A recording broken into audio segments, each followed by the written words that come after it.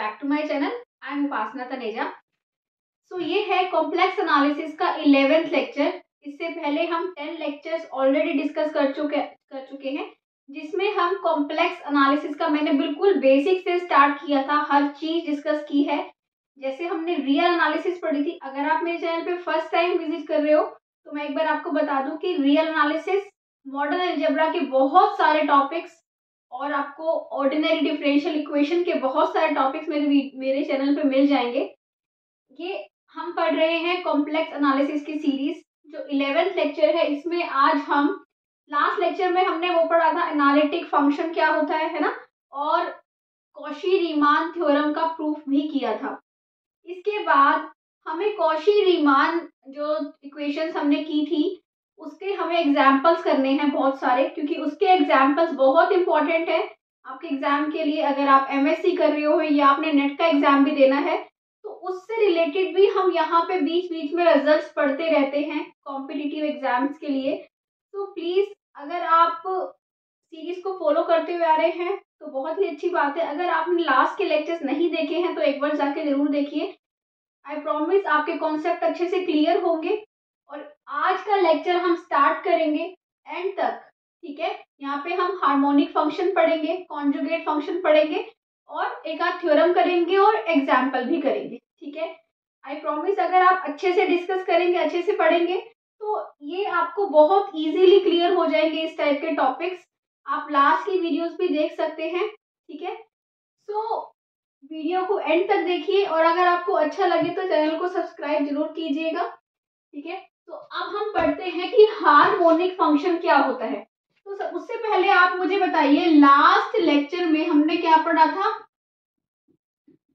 Analytic function पढ़ा था। उससे पहले हमने डिफरेंशिएबिलिटी और कॉन्टिन्यूटी पढ़ी थी, है ना। तो कॉन्टिन्यूटी, डिफरेंशियल, पहले आई कॉन्टिन्यूटी, उससे पहले आई थी लिमिट। हमने पहले फंक्शन से स्टार्ट करके फंक्शन की लिमिट पढ़ी, उसकी कॉन्टिन्यूटी पढ़ी, डिफरेंशिएबिलिटी पढ़ी, फिर हम एनालिटिक फंक्शन पे आए और मैंने आपको उसमें बताया कि अगर आप पॉइंट पे चेक करते हैं डिफरेंशिएबिलिटी, है ना, जब आपने डिफरेंशिएबिलिटी चेक करनी है किसी पॉइंट पे, और जब आपने बात करनी हो एनालिटिसिटी की, तो आप ये बात करते हो कि अगर उस पॉइंट के भी नेबरहुड में, उस पॉइंट के नेबरहुड में भी अगर फंक्शन डिफरेंशिएबल होता था, एक्सेप्ट सम पॉइंट्स, किसी कुछ पॉइंट्स पे डिफरेंशिएबल नहीं है, अदरवाइज पूरे नेबरहुड में डिफरेंशिएबल है, तो हम उस फंक्शन को बोलते थे कि वो एनालिटिक है ना। तो इसके बाद हमने एनालिटिक फंक्शन के बाद पढ़ा कि कॉशी-रीमान इक्वेशंस क्या होती हैं। हमने देखी ये क्या होती थी कॉशी-रीमान इक्वेशंस। ये होती थी curly u by curly x is equal to curly v by curly y minus of curly u by curly y is equal to curly v by curly x. तो हमने कॉशी-रीमान इक्वेशंस भी देखी और ये भी देखा। फिर हमने एक थ्योरम करी जिसमें हमने ये देखा कि अगर कोई फंक्शन एफ जेड हम जो लेके चल रहे हैं, क्या लेके चल रहे हैं, u प्लस आयोटा वी, है ना। ये हम अपने सारे लेक्चर्स में लेते हुए आ रहे हैं, जहां पे u भी किसका फंक्शन होता है, x और y का, और v भी किसका फंक्शन होता है, x और y का, है ना। और z क्या है, z भी होता है x प्लस आयोटा y, है ना। तो f ऑफ z, अगर z एक, जैसे कि वहां पे होता था x और fx रियल में, है ना। रियल में क्या देखते थे, x देखते थे, fx होता था। यहाँ पे z और fz होता है, कॉम्प्लेक्स पढ़ रहे हैं। कॉम्प्लेक्स क्या होती है, प्लेन से बनती है। रियल क्या हो रही थी, रियल लाइन से बन रही थी, है ना। कॉम्प्लेक्स में आप प्लेन में पॉइंट को देखते हो, रियल में आप लाइन पे पॉइंट को देखते थे, है ना। ये सब चीजें बेसिक्स में हर वीडियो में डिस्कस करती हूँ आपसे, है ना। सो ये है आपका u और v क्या होते हैं, x और y के फंक्शंस होते हैं। तो हमने थ्योरम पढ़ी थी कि अगर एफ जेड एनालिटिक होगा तो कॉशी-रीमान इक्वेशन सेटिस्फाई होंगी, है ना। तो ये चीजें कि अब अगर हमने फंक्शन को एनालिटिक दिखाना होगा तो हम कैसे कॉशी-रीमान इक्वेशन को दिखाएंगे और फंक्शन क्या बनता था, ये सब कुछ हमने लास्ट वीडियो में पढ़ा। तो उसके बाद आज मैं, इसीलिए मैंने ये डिस्कस किया क्योंकि जो आज का टॉपिक है वो हमारे लास्ट टॉपिक से रिलेटेड है, इसीलिए हमने थोड़ा सा बेस डिस्कस किया। बट बेटर है अगर आपने वो लेक्चर पहले से एक बार पढ़ रखा है कंप्लीट, ठीक है। तो देखिए हार्मोनिक फंक्शन क्या होता है।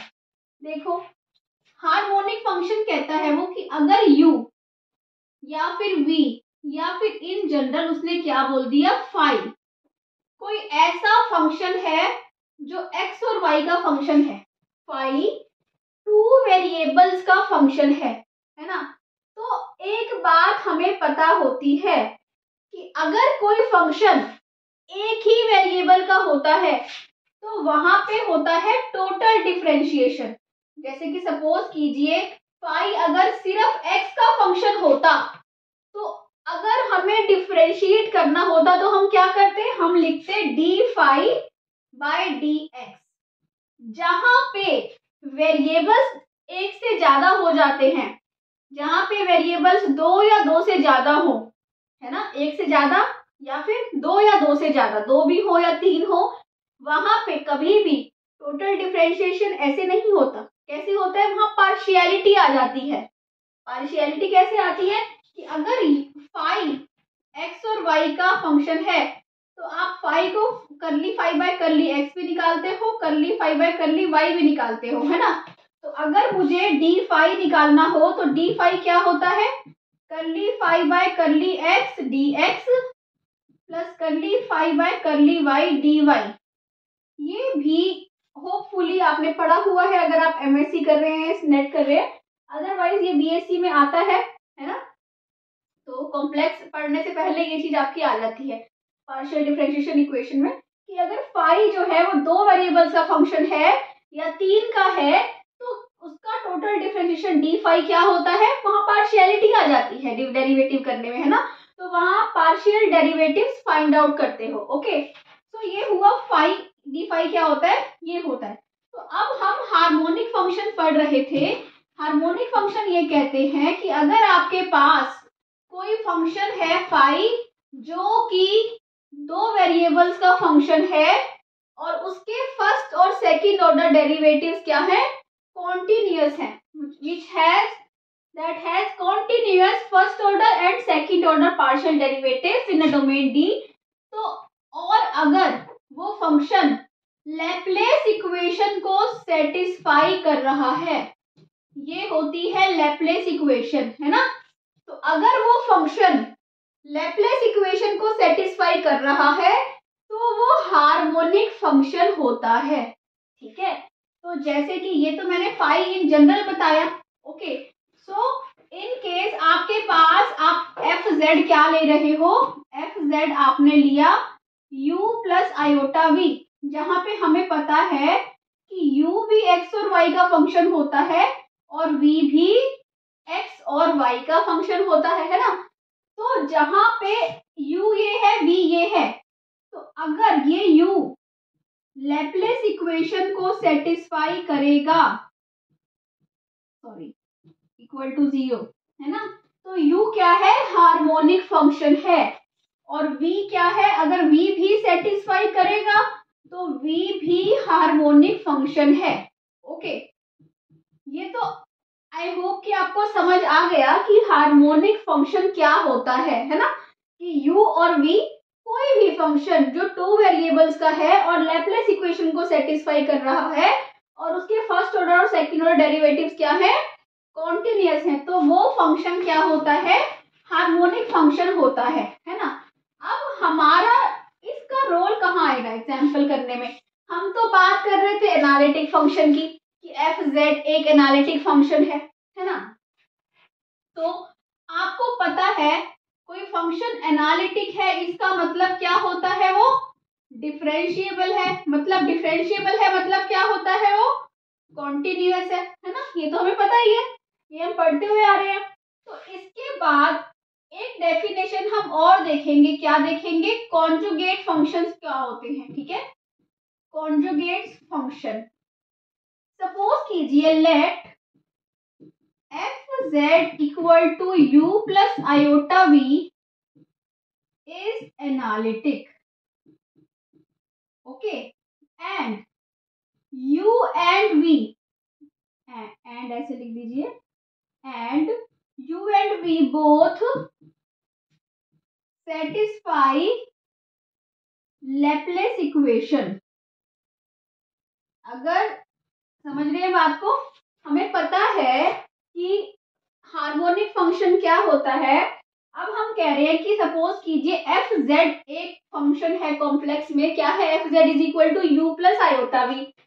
इस वो क्या दे रखा है, एनालिटिक दे रखा है ना, एनालिटिक दे रखा है, मतलब ये चीजें हो रही हैं, एनालिटिक है। और जो उसमें यू और वी जो है ना, ये जो दोनों यू बी एक्स वाई का फंक्शन होता है, वी बी एक्स वाई का, तो इसको हम ऐसे भी लिखते हैं ना, f z is equal to u x y plus iota v x y. ठीक है, तो जो u और v both satisfy Laplace equation, then u and v are harmonic conjugate of each other. u और v को क्या बोलते हैं, harmonic conjugate, are harmonic conjugate. अब इसका यूज कहाँ होने वाला है, इसका यूज कैसे एग्जाम्पल में होने वाला है, देखो आपको क्या कहेगा, वो आपको क्वेश्चन देगा। सपोज कीजिए आपके पास क्वेश्चन आया कि let f z be analytic, let कर लेंगे, let f z be analytic function and u is equal to, suppose करो आपको u उसने कुछ भी दे दिया, ये दे दिया। अब वो कहेगा कि v निकालो, वो कहेगा find the harmonic conjugate of u। That means आपको पता है कि आपने v निकालना है, क्योंकि अगर एफ जेड एनालिटिक है, एफ जेड क्या है, u प्लस आयोटा v है, आपने हार्मोनिक कॉन्जुगेट ऑफ u कौन होगा, v होगा, v आपने निकालना है। ठीक है, अगर वो बोलता है कि find harmonic conjugate of u, अब v निकालने के लिए हम किसका यूज करते हैं, किसका यूज करेंगे, एफ जेड एनालिटिक दे रखा है, एनालिटिक है मतलब क्या होगा, सी आर इक्वेशन सेटिस्फाई होंगी। क्या होती है C R equation, curly u by curly x minus के curly v by, sorry plus curly v by curly y minus का curly u by curly y is equal to curly v by curly x. अब आपके पास अगर you हो या we हो, दोनों में से कोई भी एक दे दे, तो आप यू होगा तो ये दोनों निकाल लोगे, curly u by curly x curly u by curly y, v होगा तो ये दोनों निकाल लोगे, और इनको ये दे रखा होगा तो ये आ जाएगा, ये दे रखा होगा तो ये आ जाएगा ना। तो उसके बाद आप dv में वैल्यू डाल के v निकाल दोगे। dv क्या होता है, मैंने आपको बताया ही था, है ना, अभी हमने देखा था ना कि v अगर एक फंक्शन है x और y का, तो dv क्या होता है, करली v by curly x dx करली v by curly y dy। तो आपके पास क्या आ जाएगा, dv आ जाएगा, इंटीग्रेट करोगे v आ जाएगा। तो u और v अगर आ गया तो एफ जेड बनाना बहुत इजी हो जाएगा। तो ऐसे क्वेश्चन बहुत ही सिंपल हैं, ये हम एग्जाम्पल के थ्रू भी डिस्कस करेंगे। ठीक है, इससे पहले हम एक थ्योरम करते हैं, उसके बाद हम एक एग्जाम्पल भी करेंगे। ठीक है, so let's come to that theorem now. So देखिए ये क्या थ्योरम है, एफ जेड क्या है, u plus iota v is analytic in a domain D. F Z analytic दे रखा है और वो कह रहा है कि जो real valued function u and v है वो हार्मोनिक है, आपको उनको हार्मोनिक प्रूव करना है। हार्मोनिक कैसे प्रूव करते हैं, ऐसे प्रूव करते हैं, ये दिखा देंगे कि ये u और v दोनों लैप्लेस इक्वेशन को सेटिस्फाई कर रहे हैं। लैप्लेस इक्वेशन मतलब curly square u by curly x square plus curly square u by curly y square equal to क्या है, 0 है, उसको सेटिस्फाई कर रहे हैं। ठीक है, सो क्या लिखेंगे हम, since f z is analytic, this implies CR equations are, कोई भी फंक्शन एनालिटिक होता है तो क्या होता है, CR इक्वेशन सेटिस्फाइड होती है। This implies curly u by curly x is equal to curly v by curly y and curly u by curly y is equal to minus curly v by curly x। Okay, so curly square u by curly x square क्या होगा बताओ, ये होगा curly by curly x of curly v by curly y। भाई इस equation को दोनों side पे करली बाय करली एक्स लगा दो, है ना, दोनों साइड पे with respect to x differentiate करो तो क्या मिलेगा, curly square u by curly x square मिलेगा लेफ्ट हैंड साइड तो, और राइट हैंड साइड क्या मिलेगी, curly square v by curly x curly y। ठीक है, सिमिलरली इसको लगा दो करली u बाय करली y, आपको क्या मिलेगा, इसको y के रिस्पेक्ट में कर दो, क्या मिल जाएगा, माइनस करली square v by curly y करली x। ठीक है, अब एडिंग दीज टू, 1 और 2 को क्या कर दो, ऐड कर दो। ऐड कर दोगे तो क्या मिलेगा, curly square u by curly x square plus curly square u by curly y square is equal to this plus this. अब ये है curly square v by curly x curly y, curly square v by curly y करली x, पर ये दोनों तो क्या होंगे, इक्वल होंगे। क्यों, क्योंकि second order derivatives are continuous, तो इसका मतलब ये दोनों क्या हो जाएंगे, इक्वल। इक्वल हो जाएंगे तो दोनों ऐड होते ही कैंसल आउट हो जाएंगे, तो क्या बचेगा, 0। इसका मतलब u क्या है, सेटिस्फाई कर रहा है। सिमिलरली आप दिखा सकते हो, मैं इसको पूरा नहीं कर रही क्योंकि बहुत ही सिंपल सी थ्योरम है। सिमिलरली आप इसको अब की बार इसको y के रिस्पेक्ट में डिफरेंशिएट करो और इसको x के रिस्पेक्ट में, तो आपको क्या मिल जाएगा, इस माइनस को हम यहाँ लगा दें अगर, है ना, तो इसको कर दो y के रिस्पेक्ट में, इसको कर दो x के रिस्पेक्ट में, तब भी सेम ऐसा ही आएगा, ऐड होके 0। तो आपको क्या मिल जाएगा, curly square v by curly x square plus curly square v by curly y square equal to 0। ठीक है, ये बहुत ही सिंपल सी थ्योरम थी, जैसे हमने वैसे ही डिस्कस कर ली। इसके बाद जो मेन इंपॉर्टेंट है वो है एग्जाम्पल्स। एग्जाम्पल्स हम हर तरह के करेंगे, एफ जेड कंस्ट्रक्ट भी करेंगे, u दे रखा है तो उसका हार्मोनिक कॉन्जुगेट भी निकालेंगे, मतलब v भी निकालेंगे। u दे रखा है, v कैसे निकालते हैं, v दे रखा है, u कैसे निकालते हैं, मिलने थॉमसन मेथड क्या होता है ना, CR इक्वेशंस की पोलर फॉर्म क्या होती है, ये सब कुछ हम डिस्कस करने वाले हैं। तो अभी आप आइए एग्जाम्पल पे। ओके, सो देखिए अब कि हमारे पास ये एग्जाम्पल है, क्या एग्जाम्पल है ये, show that the function u, आपको u दे रखा है, वो कह रहा है इसको शो करो कि u हार्मोनिक है। अच्छा ले लीजिए u क्या है, u is 3xy minus 2xy, sorry 3x minus 2xy। Harmonic function कौन सा होता है, जो लैपलेस इक्वेशन को सेटिस्फाई करता है। मैं ये आपको बार बार चीजें रिपीट इसलिए करती हूँ ताकि इसी एक वीडियो को देख के आपको टॉपिक अच्छे से क्लियर हो जाए, है ना। सो u है आपका 3x माइनस 2xy। ओके, सो हार्मोनिक क्या होता है, curly square u by curly x square plus curly square u by curly y square 0 आना चाहिए। ठीक है, तो हम क्या निकालते हैं, करली u बाय करली x क्या होगा, 3 माइनस 2y। पार्शियल डिफरेंशिएशन आपको आता है, आप जब x के रिस्पेक्ट में डिफरेंशिएट करते हो तो y को कांस्टेंट ट्रीट करते हो, है ना। करली square u by curly x square क्या होगा, 3 का हो जाएगा 0, 2y का भी 0 क्योंकि ये कांस्टेंट है ना। अब करली u बाय करली y निकालिए, क्या आएगा, 0 minus 2x। Okay, curly square u by curly y square 0, this implies curly square u by curly x square plus curly square u by curly y square क्या हो गया, 0 हो गया। Okay, तो इसका मतलब आपने क्या निकाल लिया कि ये जो u है वो हार्मोनिक है। ओके, अब हमें निकालना है क्या, v, जो कि अगर हमें fz बनाना है, we need to construct fz। fz क्या होता है, u प्लस आयोटा v होता है। ओके, तो अब आपको v निकालना पड़ेगा।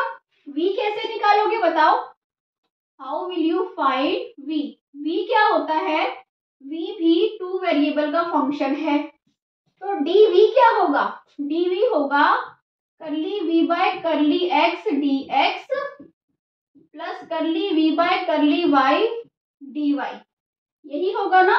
तो आप dv निकाल लीजिए, उसको इंटीग्रेट कर दीजिए, आपको क्या मिल जाएगा, v मिल जाएगा। सो हियर ये मैं रब कर दूं क्योंकि इसका कोई यूज नहीं है, हमने हार्मोनिक प्रूव कर दिया। ठीक है, इसके बाद वी नो दिस थिंग। ठीक है, इसके बाद dv इज इक्वल टू क्या होगा, करली v बाय करली x किसके इक्वल होता है, ये आप यहाँ पे इसको एनालिटिक कर लीजिए। क्या, क्योंकि हमें क्या यूज करनी है, CR इक्वेशन यूज करनी है। CR इक्वेशन क्या होती है, वो हम तभी यूज कर सकते हैं जब fz क्या हो, एनालिटिक हो। दैट मीन्स सिंस आप क्या बोलोगे? Since f z is analytic this implies C R equations are satisfied. I can write it here. Since f z is analytic, तो आपको ये क्वेश्चन में मिलेगा ही सही. ठीक है, since f z is analytic this implies C R equations are satisfied. क्या होती है C R equation? U x is equal to v y, u y is equal to minus v x. ठीक है, सो आपको बताओ d v क्या मिलेगा? This implies d v is equal to curly v by curly x. क्या होता है curly v by curly x? Minus of u Y, मतलब कि क्या बच जाएगा? 2x dx. ओके, बेशक ये ब्रैकेट मत लगाइए. Okay, plus curly v by curly y d y. Curly v by curly y किसके इक्वल होता है? यू एक्स के, मतलब कि 3 minus 2y d y. I hope clear हो रहा है आपको. ठीक है, सो क्या बन जाएगा? डी वी ये बन गया आपके पास 2x dx plus 3 dy minus 2y dy. Integrating लिख दीजिए, यहाँ पे ब्रैकेट में लिख देते हैं हम इंटीग्रेटिंग. इंटीग्रेटिंग आपको क्या मिलेगा? ये हो जाएगा इसका integration x square plus 3y minus y square plus c1. ठीक है, ये हमें मिल गया v. आपके पास u भी है और आपके पास v भी है. तो अब हम क्या बनाएंगे? अब हम बनाएंगे एफ जेड, क्योंकि हमें बनाना क्या है? F Z. तो अब मैं ये रब कर दूं सारा, u और v लिखा रहने देते हैं ताकि हमें एफ जेड बनाने में इजी हो. ओके, सो ये हो गया. Now f z is equal to u plus iota v. u क्या है? 3x minus 2xy. Okay, plus iota v क्या है? X square plus 3y minus y square plus c1. Okay, हमने u भी लिख लिया, हमने v भी लिख लिया. अब ध्यान से देखिए, हमें किस में बनाना है? In terms of z.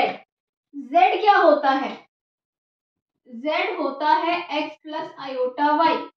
तो जहां जहां पे हमें x प्लस आयोटा y मिलेगा उसकी जगह पे हम z लिखते जाएंगे. ठीक है, बनाइए इसको. ये क्या है? 3x minus 2xy plus iota x square plus 3 iota y minus iota y square plus iota c1. ठीक है, अब मैं इसको और इसको इकट्ठा कर सकती हूँ. क्या हो जाएगा बताइए? 3x plus 3 iota y. Okay, अब इन तीनों को देखिए, ये और ये. इसमें आयोटा है, इसमें आयोटा है, इसमें आयोटा नहीं है ना 2xy में. तो इस आयोटा स्क्वायर क्या होता है? -1 होता है. तो क्या इस माइनस की जगह पे मैं प्लस आयोटा स्क्वायर लिख दूं? बात तो सेम हुई ना. अब इन तीनों में से आयोटा कॉमन ले लेते हैं. ठीक है, अंदर क्या बचेगा? X square minus y square, है ना, और बचेगा plus 2 iota x y plus iota c1. ठीक है, अच्छा, इस माइनस की जगह पे मैं ये लिख सकती हूँ. थोड़ा सा आपको ये चीजें देखनी पड़ेगी कि हम कैसे मैनिपुलेट कर सकते हैं चीज को.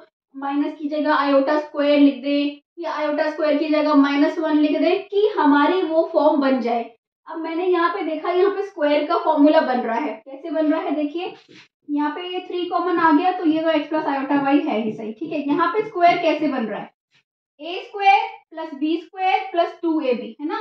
x प्लस आयोटा वाई का whole square, a square plus b square plus 2ab बन रहा है ना. तो ये क्या हो जाएगा? 3z. अब हमारे पास x प्लस आयोटा y आ गया। हमारा जो मेन मोटिव है क्वेश्चंस में वो x प्लस आयोटा y बनाना है, ठीक है। तो 3z plus z square iota plus iota c1। Iota c1 को क्या लिख दीजिए, कांस्टेंट ही है तो c लिख दीजिए, है ना। तो ये आपके पास आ गया F Z in terms of z, ठीक है।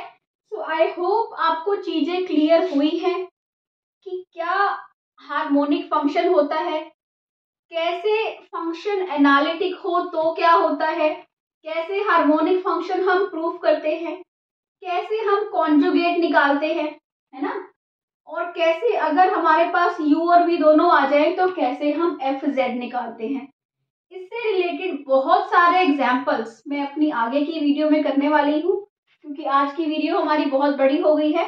तो आगे की वीडियोस में हम बहुत सारे एग्जाम्पल्स इससे रिलेटेड करेंगे, polar form of CR equations भी पढ़ेंगे, उसका प्रूफ करेंगे और उससे रिलेटेड एग्जाम्पल्स भी करेंगे, क्योंकि ये टॉपिक आपका बहुत ही इंपॉर्टेंट होने वाला है कि कैसे एनालिटिक फंक्शन दे रखा हो अगर तो सीआर इक्वेशंस कैसे प्रूव करनी है या निकालनी है, या फिर फंक्शन को कंस्ट्रक्ट करना है। फंक्शन कंस्ट्रक्ट करना अपने आप बहुत ही बड़ा टॉपिक है जो हम मिलने थॉमसन मेथड से भी कर सकते हैं।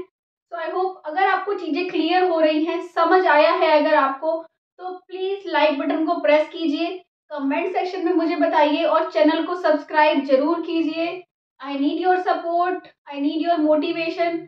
Thank you for watching, keep watching, bye bye.